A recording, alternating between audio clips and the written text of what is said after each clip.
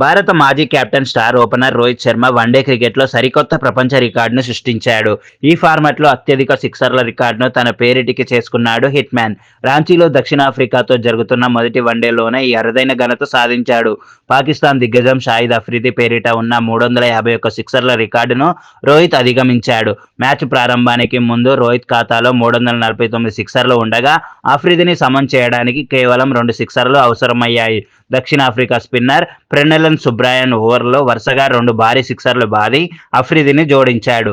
అయితే అక్కడితో ఆగకుండా 19వ ఓవర్లో మార్కో యాన్సన్ బౌలింగ్లో మరో అద్భుతమైన సిక్స్ బాదాడు రోహిత్. దీంతో వన్డే చరిత్రలో అత్యధిక సిక్సర్లు సాధించిన ఆటగాడిగా అగ్రస్థానంలో నిలిచాడు. విషయం ఏమిటంటే అఫ్రిది ఈ రికార్డు సాధించడానికి 398 ఇన్నింగ్స్ ఆడగా, రోహిత్ కేవలం 265 ఇన్నింగ్స్లోనే ఈ మైలురాయి చేరాడు. అంటే దాదాపు 133 ఇన్నింగ్స్లు తక్కువ.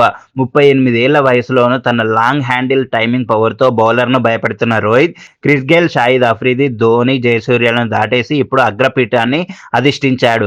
ఈ మ్యాచ్లో 51 బంతుల్లో 5 ఫోర్లు, 3 సిక్సర్లతో 57 పరుగులు చేసి యాన్సన్ బంతుకి ఎల్బీడబ్ల్యూ అవుట్ అయ్యాడు. ఆరంభంలో ఒక్క పరుగు వద్ద డి జోర్జి చేతిలో క్యాచ్ మిస్ కావడంతో లైఫ్ దక్కింది. ఆ అవకాశాన్ని సద్వినియోగం చేసుకొని ఈ చారిత్రక రికార్డును సొంతం చేసుకున్నాడు హిట్ మ్యాన్ రోహిత్ శర్మ.